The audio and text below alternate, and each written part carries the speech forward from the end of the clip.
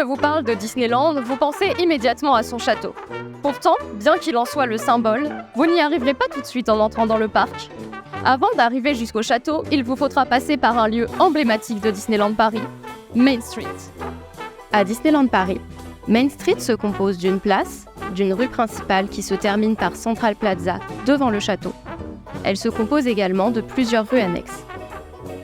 Main Street est la rue principale de Disneyland Paris ainsi que sa porte d'entrée, et ce passage est loin d'avoir été créé au hasard. Le concept de cette rue remonte à la genèse du tout premier parc Disneyland. En effet, Walt Disney a créé cet endroit afin de rendre hommage à la ville de Marceline, où il passa une partie de son enfance. Main Street, c'est un peu la représentation idéalisée de la petite bourgade aux États-Unis. Et à certains égards, elle est également une représentation poussée à l'extrême du rêve américain. Notre version fut perfectionnée par rapport aux autres Main Street. En effet, le public européen est réputé pour être exigeant. Il fallait donc, à l'instar du château, que notre Main Street soit plus impressionnante et plus belle que dans tous les autres parcs. Parmi les inspirations hétérogènes de la version française, on peut citer l'emblématique City Hall. Celui-ci n'est pas inspiré de Marceline, mais plutôt du Western Union City Building de New York, ainsi que de l'Independence Hall de Philadelphie. Le Cable Car Bake Shop met à l'honneur la ville de San Francisco et son emblématique tramway. Quant à The Ice Cream Company, il s'agit d'un hommage à l'exposition universelle de Saint-Louis en 1904, où les cornets de glace avaient fait sensation. Malgré toutes ces inspirations, les Imagineers qui ont conçu le lieu ont travaillé d'arrache-pied pour nous offrir un endroit cohérent et homogène. Pour que tous les bâtiments restent harmonieux entre eux, les Imagineers s'inspirèrent du style victorien.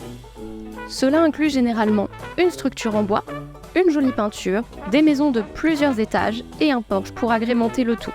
Tous ces détails sont très marqués sur Main Street afin que l'inspiration soit bien visible. Et en parlant de détails, on notera que les bouches d'égout ont été offertes par les villes de Chicago ou encore de Baltimore.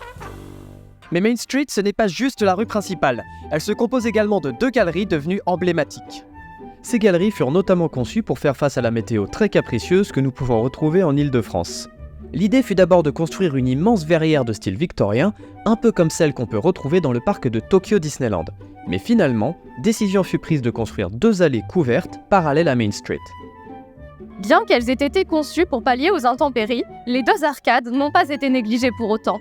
D'ailleurs, chacune possède son propre thème. Par exemple, Discovery Arcade est un magnifique petit musée niché à l'entrée de Disneyland. Il présente notamment diverses maquettes de grandes inventions du XXe siècle, ainsi que leurs brevets. Quant à Liberty Arcade, il s'agit de la plus importante des 2. Celle-ci rend notamment hommage à la Statue de la Liberté. Mais pourquoi rendre hommage à la Statue de la Liberté ici ?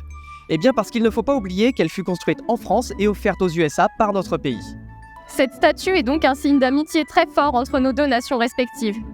Vous pourrez ainsi découvrir dans Liberty Arcade de nombreux croquis, maquettes et autres photos historiques de la construction de ce monument emblématique. Au final, Main Street est un lieu de passage incontournable de Disneyland Paris, un lieu rendant hommage à l'Amérique idéalisée de Walt Disney. Mais également un lieu où vous pourrez trouver de nombreux hommages aux personnes importantes qui ont fait Disneyland Paris. Un lieu où vous pourrez manger, acheter vos souvenirs, prendre des photos, aller chez le barbier et surtout vous diriger vers les merveilleux mondes proposés par le parc. Mais les merveilleux mondes proposés par le parc, ce sera pour les épisodes suivants.